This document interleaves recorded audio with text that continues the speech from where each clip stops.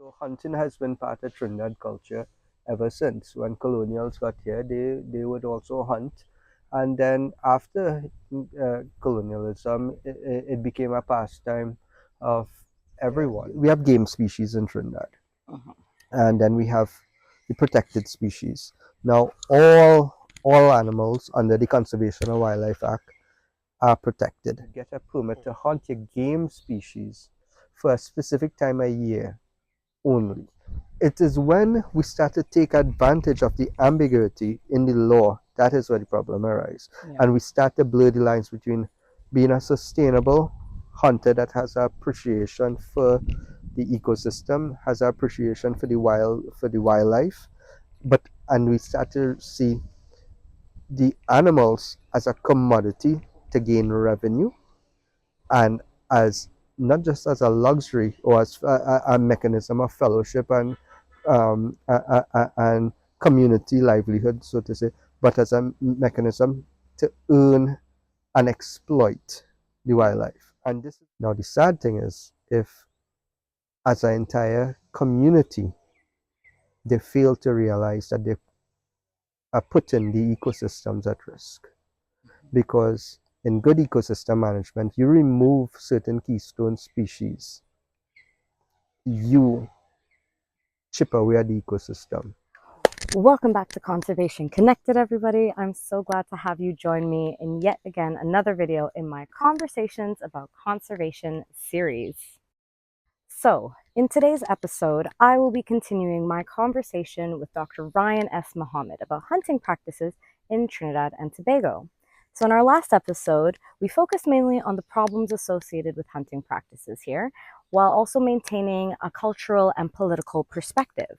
So in this week's episode, we're actually going to dive a little bit deeper into the possible solutions for said problems that were mentioned 2 weeks ago, while also maintaining that cultural and political perspective and making sure that you all fully understand what hunting is like in Trinidad. So once again, I will add my disclaimer at the beginning. This video may include some gruesome pictures of dead animals as a result of hunting. Also, we do mention in the video, this is not a video to either say hunting is bad or hunting it is good. It is really just a video to provide information about current issues that are present in Trinidad that have an ecological impact. And we're just here to educate in order for us to make better informed decisions. So sit back, relax, and enjoy as I continue my conversation with Dr. Ryan S. Mohammed on hunting practices in Trinidad and Tobago.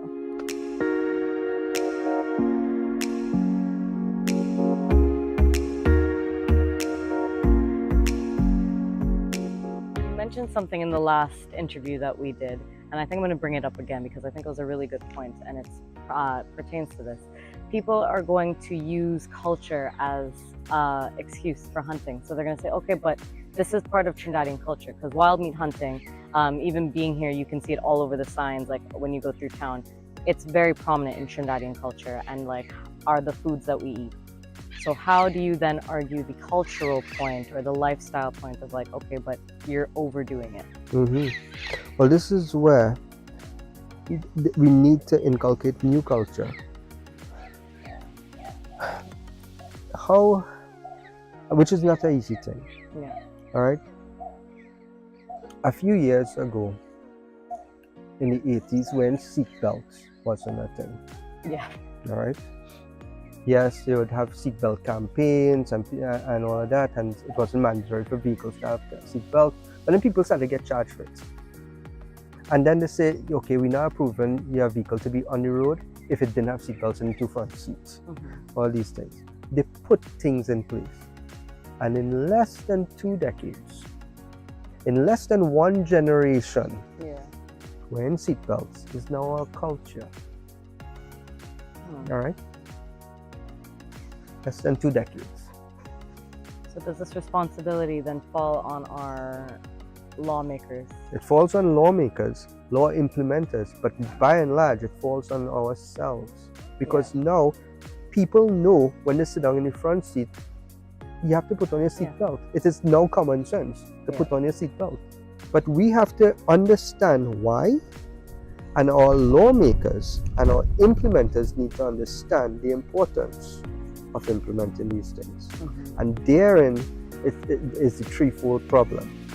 The general population might know, yes, it's not right to do these things, but it's knowledge, attitude, and practice. You might have the knowledge, it's wrong to eat so much wild meat, or it's wrong to hunt, or it's wrong to do these things. But the attitude is, I still like booty, you know. Right?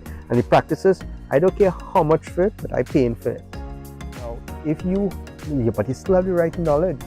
So you need to practice that threefold, and that practice also needs to trickle down, and trickle up to not just the lawmakers and the implementers, but also the general public. And I would say the fault lies not in one aspect, but in all three. Everybody needs to do the right thing. So we need to start to appreciate, yes, this might be our culture, but if it's not sustainable, what do we have as culture? In 20 years' time, we say, oh, you know, a real rare thing is shark. Right? We used to eat bacon shark, but now we don't eat it so much because there are no more shark. That's what we want to tell people.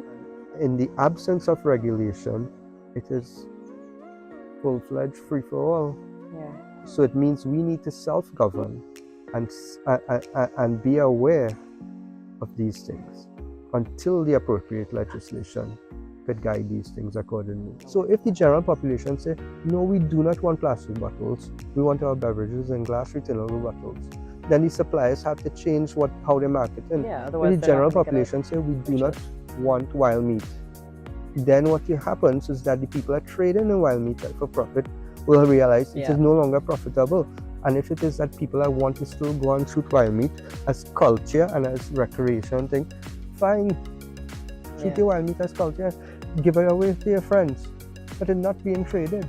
So the trade in wild meat kind of pushing the illegal wildlife trade, as well as the non-sustainability of wildlife in Trinidad. And then the other thing with all of this, with the wild meat trade, and now we're getting into the realms of wild meat trade. A lot of illegal wild meat coming into Trinidad through our poorly managed borders.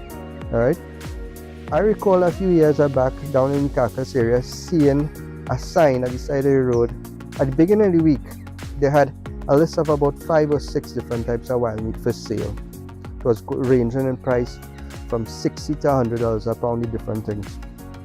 We was down there every 2 days for about a week, and every 2 days we went, the price went down by roughly 25%. By the end of the week, it had no sign at all.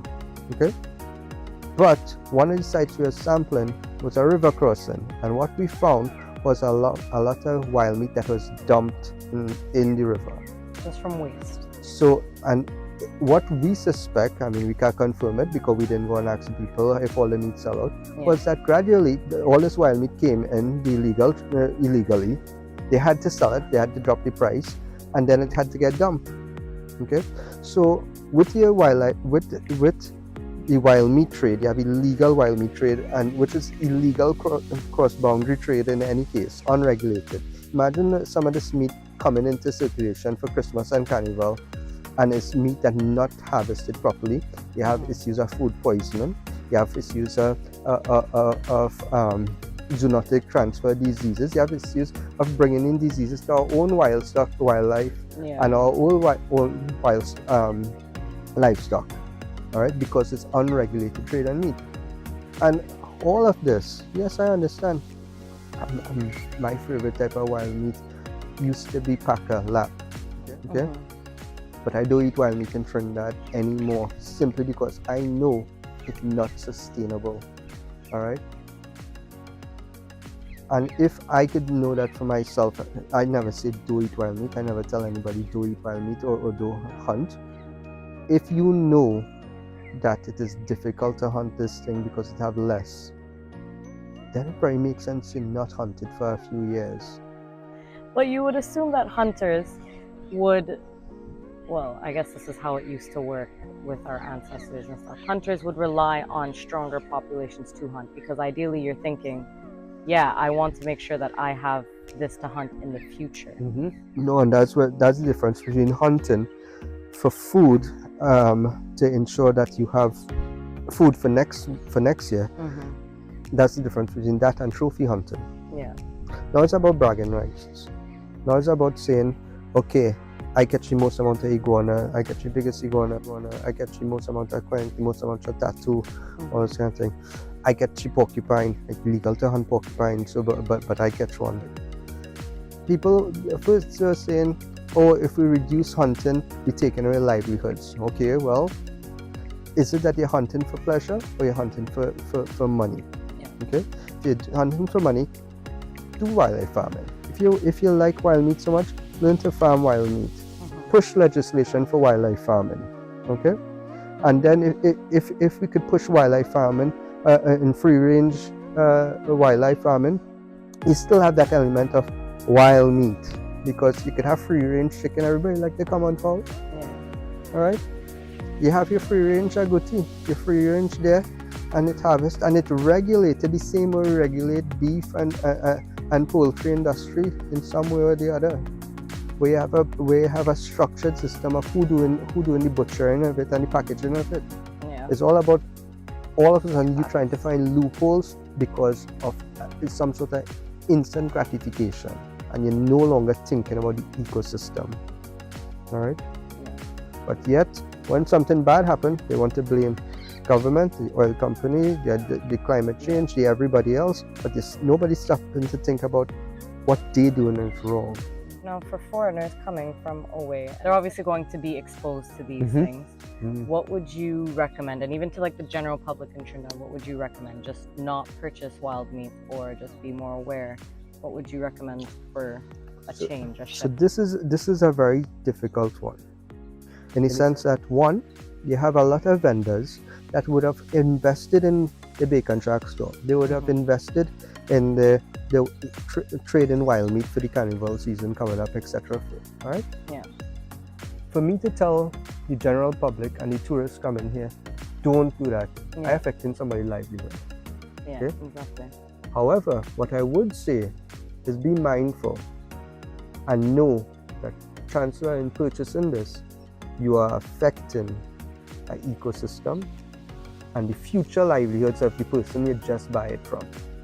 I think that also to like stress is like, it's not impossible. It doesn't mean that you have to stop hunting, because hunting's always been with us and it is a big part of it, but you don't need to stop it. More maybe change or modify techniques and limit the amount, I think. I would say change quota. Yeah. Do our permits have quotas on them? Not necessary. I'm not sure if they still have quotas on it. I'm not sure, and I'm not sure if the mechanism to monitor quotas are there.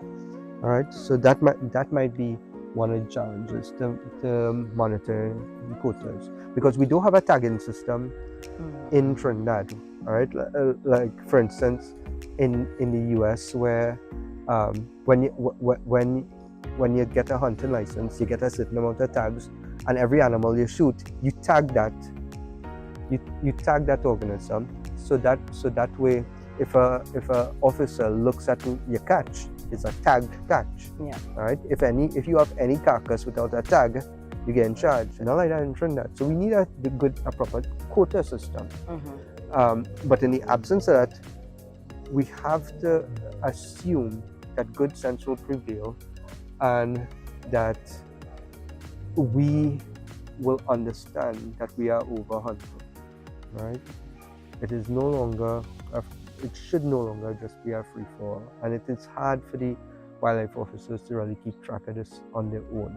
We need to understand that we have a social responsibility to manage our ecosystem and our wildlife, right?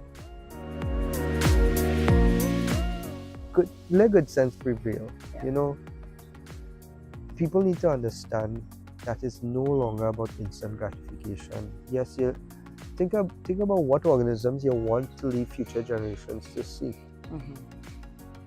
The populations of animals could survive things like inbreeding depressions if if it is too much, the populations go low.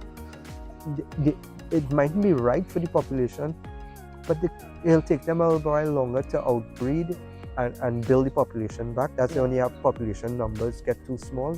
All right, it is not ideal, but it could. The populations might be able to survive things like corridor effect when you have pockets of populations that are only connected by thin corridors of ecosystems and habitats and things. They might be able to adapt to things like climate change. They might move around if it have deforestation. I just described 4 stressors there, and all of them I said might. Yeah. Imagine having a population have to deal with all 4 at the same time, and now you want to shoot it. I think even people need to recognize that although we did like hunting is always being practiced, even historically and stuff, it's like there's a difference in how we used to practice it. Yeah. I mean, historically, you could see how much hunting has affected different populations. Yeah. The buffalo in North America, gone. Yep. All right. How much big game species around the world gone? It have no big mammals in South America and Central America again. Gone. It's only in Africa continent now and parts of Asian continent. Yeah. Right. So we need to be mindful that our hunting practices have led to the detriment of ecosystems. Yep. Sustainable management of wildlife means knowing when you push the limit. It is not a case of we trophy hunting to see who get the biggest wild hog or who get the most wild hog, etc. All right. When you start to get trophy hunting like that, it means that the population is actually getting lower and lower. All right.